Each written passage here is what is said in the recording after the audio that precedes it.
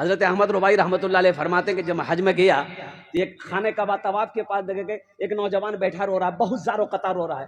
तो मैंने कंधे में हाथ दिया, मैंने पूछा कि बाबू कौन सा गुनाह किए हो, इतना रो रहे हो? तो उन्होंने कहा कि हजरत मैं जब भी हज करने आता हूं तो ऐसा लगता है मेरे दिल पे किसी ने ताला लगा दिया। तो अल्लाह वाले थे, नजर समझ गए। आपने फरमाया लगता तुमने किसी का दिल तोड़ा है, तेरी माँ बाप हैं, तेरे माँ बाप हैं। बस और ज्यादा रोने लगा, बोला हजरत माँ बाप तो हैं कि नहीं मालूम नहीं, 14 साल हो गए मुझे घर छोड़े हुए। 14 साल के अंदर में मैंने 12 हज किए। मैं सऊदी अरब में पढ़ा हूं, मेरे माँ बाप किस हाल में है मुझे मालूम नहीं। मैं आया था शादी करके अपनी बीवी को लेकर सऊदी आ गया, फिर माँ बाप से कोई राब्ता रहा नहीं। 14 साल में 12 हज किए। तो अल्लाह वाले ने कहा फिर यहां बैठा तू कर क्या रहा है? ये जो तेरे दिल के अंदर में ताले लगे हैं, तो तू बैठा यहां क्या कर क्या रहा है? जा दौड़ देख जाके तेरी माँ जिंदा है, बाप जिंदा है, उनको मनाने अल्लाह तेरे दिल के ताले को खोल देगा। टिकट बनाया, घर के अंदर में एयरपोर्ट उतरा, वहां से घर बस्ती के अंदर में गया तो देखा कि बस्ती का नजारा बदल गया। पहले फूस के मकान थे, कच्चे मकान थे, अब लोगों ने पुख्ता मकान बना लिया। 14 साल का अरसा गुजर गया तो अपना घर पता ही नहीं चल रहा अपना घर कहाँ है। एक बूढ़े मियाँ घास काट रहे थे बस्ती से बाहर, तो उनसे पूछा कि चचा, अपना बाप का नाम लिया कि अब्दुल्ला साहब का घर कौन किस जगह है? तो बूढ़े मियाँ बोले कि बेटा अब्दुल्ला साहब तो अब इस दुनिया में नहीं रहे, उसका एक ही बेटा था, उसे छोड़कर चला गया, वो बेचारा बेटे के गम में इस दुनिया से चला गया।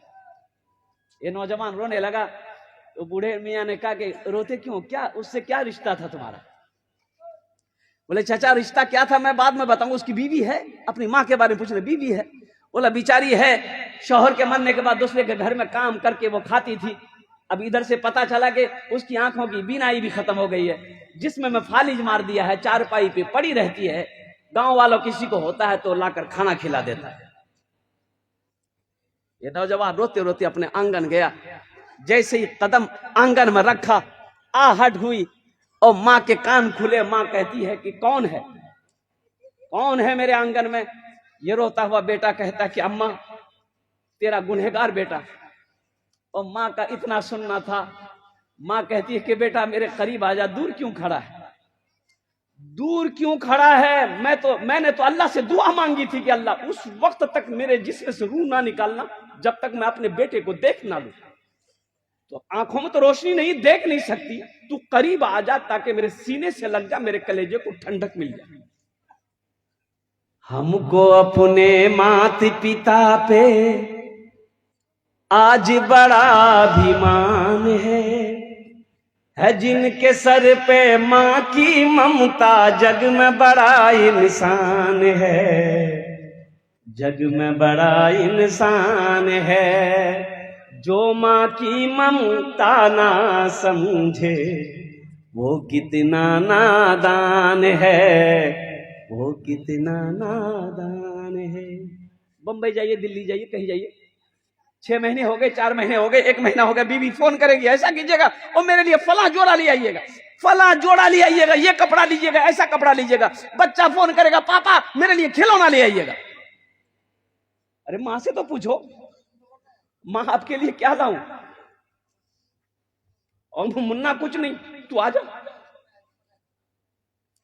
बेटा धनबाद स्टेशन रेलवे स्टेशन में उतरता है और जब घर पहुंचता है बीवी बैग तलाश करती है, जोड़ा आया कि नहीं, बच्चे खिलौने तलाश कर रहे, खिलौने आया कि नहीं, दोस्त आया कि भाई यार मैंने तुम्हें घड़ी लाने को कहा था, घड़ी लाया कि नहीं।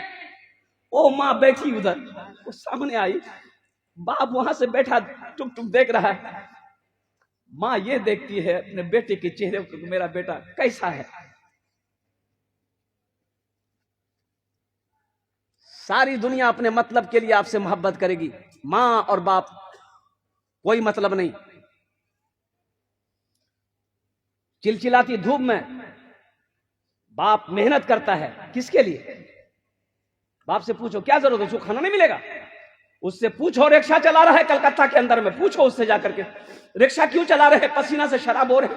वो कहता है कि घर में मेरा जवान बेटा है, बहू है, कारोबार नहीं चल रहा है, घर में मेरा बेटा है, दूध का इंतजाम करना है। वो बाप जब बूढ़ा हो गया, कमजोर हो गया, उसकी खिदमत तुम नहीं करोगे, कौन करेगा?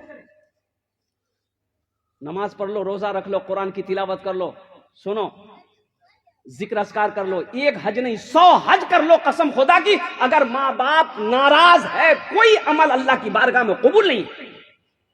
अब करो हज, 100 हज करो। पीते पीते दूध कभी चल में जब छुप जाते थे, खुद ठंडक में मां सोती, गोदी में हम सो जाते थे, गोदी में हम सो जाते थे।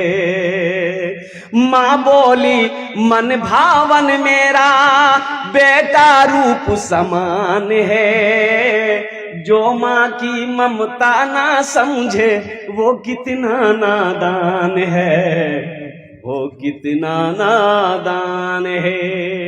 और ये शेर उन लोगों के लिए है जिनकी मां नहीं, बाप नहीं, हाशिम बाबू हो, जितने भी लोग हों, उसमें मैं भी शामिल हूं।